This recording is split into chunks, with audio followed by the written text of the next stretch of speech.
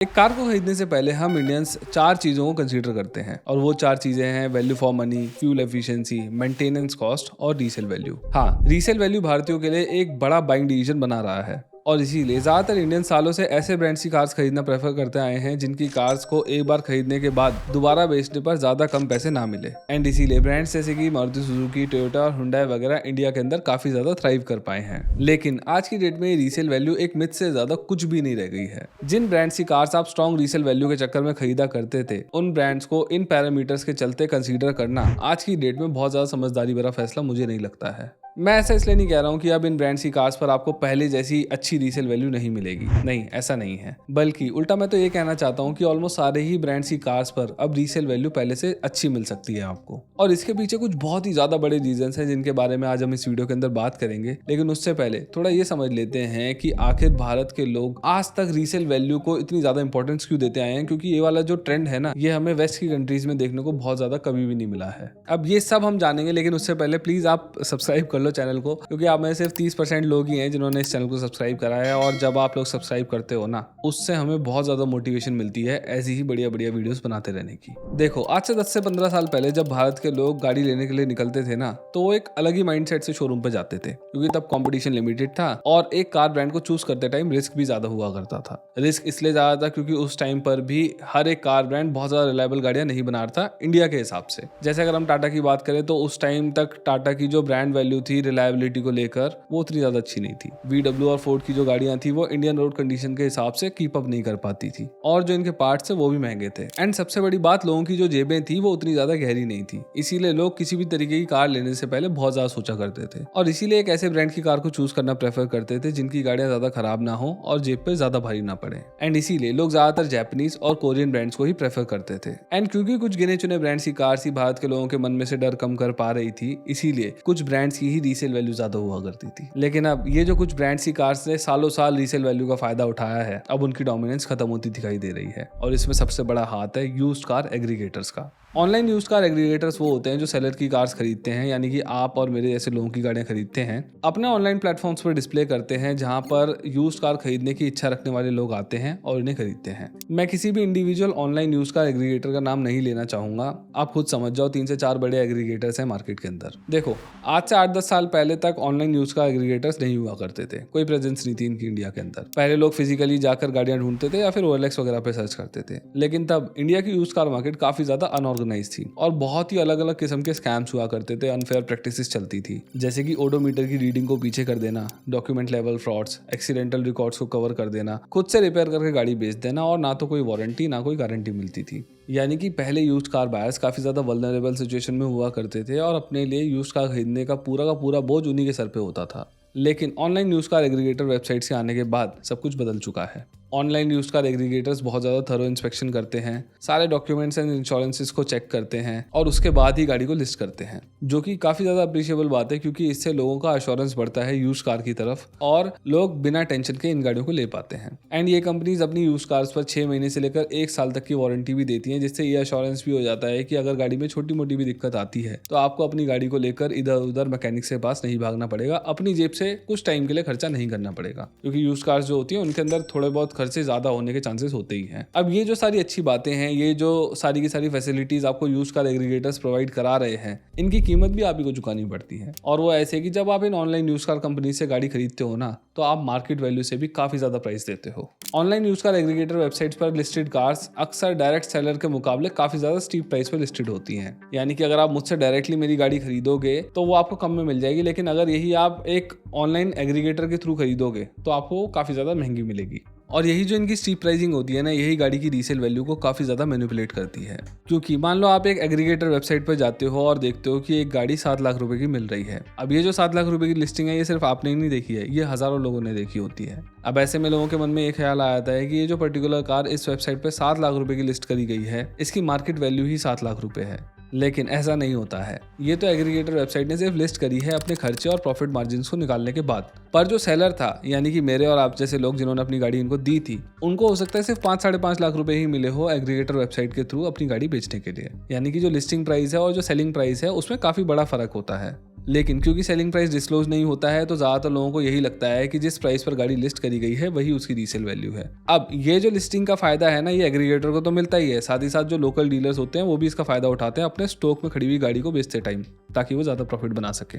वो करते क्या है कि जो गाड़ी उनके पास खड़ी होती है उसी सेम गाड़ी का मॉडल किसी एग्रीगेटर वेबसाइट पर ढूंढते हैं, वहां पे प्राइसेस थोड़े से ज्यादा होते हैं, इसीलिए उसी पर्टिकुलर गाड़ी का स्क्रीनशॉट ले लेते हैं और कस्टमर को दिखाते हैं कि देखो सर, ऑनलाइन इस पर्टिकुलर वेरिएंट की इस पर्टिकुलर मॉडल ईयर की गाड़ी के इतने प्राइसेस मिल रहे हैं, इसीलिए जो मैं आपको प्राइसेस बता रहा हूँ वो बिल्कुल जस्टिफाइबल है। और फिर ऐसे ही आप गाड़ी की रियल वैल्यू को वेरीफाई करे बिना ही मान जाते हो, क्योंकि भाई आपने ऑनलाइन देखा था इतने में मिल रही है तो इतनी रीसेल वैल्यू होगी इसकी। यानी कि बायर के मन में ये बात बैठ जाती है कि जिस पर्टिकुलर गाड़ी की लिस्टिंग वैल्यू ऑनलाइन दिखाई जा रही है वही उसकी रीसेल वैल्यू है। और जो बायर्स इन गाड़ियों को इन मैनिपुलेटेड रीसेल वैल्यूज पे खरीदते हैं वो आगे चलकर भी उम्मीद करते हैं कि उनकी गाड़ी के ज्यादा ही पैसे मिलेंगे, एंड ये regardless of any car maker and model हो रहा है। फॉर एग्जांपल, एक यूजर ने सोशल मीडिया पोस्ट पे बताया कि बेंगलुरु में 2016 की टाटा नैनो 2,19,000 के प्राइस पर एक वेबसाइट पर लिस्टेड थी, और ये वो गाड़ी है जिसका ओरिजिनल प्राइस 2,31,000 रुपए था। यानी कि पिछले 6 सालों में इस वेबसाइट के मुताबिक इस गाड़ी की रीसेल वैल्यू में सिर्फ 12,000 रुपए की कमी आई है। ऐसे ही 2020 की होंडा जैज जो 9,25,000 रुपए में लिस्टेड थी, वो उस टाइम पर 9,75,000 रुपए के एक्स शोरूम प्राइस पर आती थी। यानी कि 5 सालों में सिर्फ 50,000 रुपए घटे,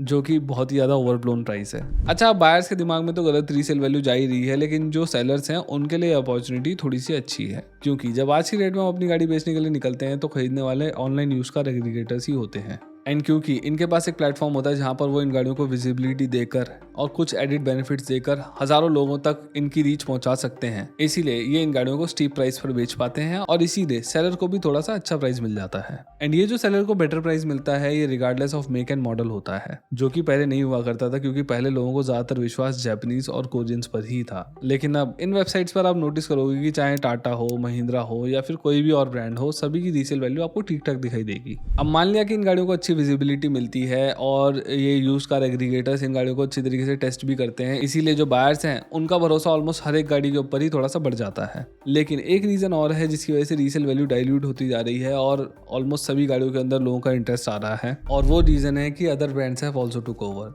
देखो, जापानीज और कोरियन ब्रांड्स बहुत ही जल्दी इंडियन मार्केट को समझ गए थे, अच्छी वैल्यू प्रोवाइड करा रहे थे, उनकी गाड़ियां सस्ती थी मेंटेन वगैरह करने में हर तरीके से, पहले भी बता चुका हूँ, और इसीलिए इनकी रीसेल अच्छी थी। वहीं जो इंडियन ब्रांड्स थे वो 2015 तक इंडियन कंज्यूमर्स की नज़रों में ही नहीं थे, और जो वेस्टर्न ब्रांड्स थे लोग उनसे डरते थे। लेकिन चीज़ें धीरे धीरे बदलती चली गई। फॉक्सवैगन और स्कोडा को समझ में आया कि इंडियंस उनके महंगे पार्ट्स और महंगी सर्विसेज की वजह से डरते हैं, तो VW स्कोडा 2.0 के अंदर गाड़ियां लेकर आई गई। इन्होंने अपनी कार्स में से महंगे और इंडिया के लिए अनरिलायबल DSG गियर बॉक्सेस को हटाया और इंडियन रोड कंडीशंस के लिए better torque converter gear box को डाल दिया और अपने पार्ट्स की कॉस्ट को काफी ज्यादा कम करा। हाँ, ये गाड़ियां अभी भी मारुति इतनी सस्ती नहीं है और ना ही इनकी जो सर्विस कॉस्ट है वो इतनी ज्यादा इकोनॉमिकल है, लेकिन पहले से काफी ज्यादा बेटर है। वैसे ही आज से 10 साल पहले टाटा और महिंद्रा की गाड़ियां बिल्कुल भी मासेस के बीच में पॉपुलर नहीं थी, लेकिन टाटा केप्ट ऑन वर्किंग और आज उनके पास पंच से लेकर सियारा तक ऐसी गाड़ियां अवेलेबल हैं जो मार्केट में हाई डिमांड में है और लोगों के बीच में बहुत ज्यादा पॉपुलर है। महिंद्रा ने भी बहुत ज्यादा अच्छा करा और आज की डेट में उन्होंने एक बड़े SUV प्लेयर की तरीके से अपनी पहचान बना ली है।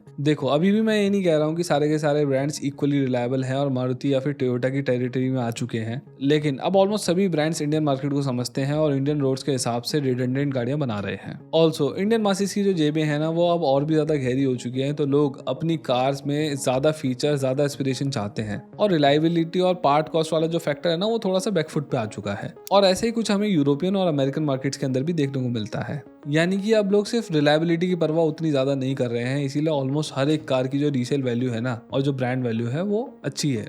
But yes, French car brands के साथ ये चीज़ें अभी भी ठीक नहीं हुई हैं। सिट्रोन और रेनॉ जैसे ब्रांड्स अभी भी स्ट्रगल करते हैं अपनी ब्रांड वैल्यू को लेकर। अच्छा, वैसे मैंने ये पूरी की पूरी वीडियो आपको यही समझाने के लिए बनाई थी कि रीसेल वैल्यू का जो बबल है वो बर्स्ट हो चुका है, उतना ज़्यादा मैटर नहीं करती है अब रीसेल वैल्यूज़, क्योंकि वो ऑलमोस्ट सेम चीज ही है। लेकिन अब मैं मार्केट के अंदर एक नई टाइप की डिमांड बढ़ते हुए देख रहा हूँ, और ये डिमांड ब्रांड्स की नहीं है बल्कि इंडिविजुअल मॉडल्स की है। अब जैसे जैसे पर्टिकुलर ब्रांड्स के साथ एसोसिएट किए जाने वाले ये फैक्टर्स डाइल्यूट होते जा रहे हैं, वैसे वैसे ब्रांड्स की गाड़ियों की इंडिविजुअलिटी बढ़ती हुई दिखाई दे रही है। मैं ये नोटिस कर रहा हूँ कि एक ही ब्रांड की एक गाड़ी की ब्रांड वैल्यू ज्यादा है और दूसरी की कम आज की डेट में। जैसे कि महिंद्रा स्कॉर्पियो का जो कल्ट है वो बहुत ही ज्यादा बड़ा है, उसकी डिमांड भी बहुत ज्यादा है, लेकिन वहीं पर जो महिंद्रा की 300 है उसकी डिमांड कोई खास अच्छी नहीं है यूज्ड कार मार्केट के अंदर। वैसे ही जो टाटा की नेक्सॉन है उसकी डिमांड बहुत ज्यादा है, टियागो की नहीं है। हुंडई की जो क्रेटा है उसका कल्ट बहुत ही ज्यादा बड़ा है, बहुत ही ज्यादा डिमांड है, इसीलिए रीसेल वैल्यू भी बहुत ज्यादा है, लेकिन वहीं पर i10 एंड i20 जैसी कार्स की कोई खास डिमांड नहीं है। ये बिल्कुल वैसे ही है जैसे कि हमें यूएस एंड यूरोप के अंदर देखने को मिलता है, वहां पर भी कार की ब्रांड वैल्यू कार ब्रांड से भी ऊपर होती है। यानी कि अगेन वही बात निकल के आती है कि अब इंडिया के अंदर ब्रांड्स के नाम पर गाड़ी की रीसेल वैल्यू डिसाइड नहीं होती है।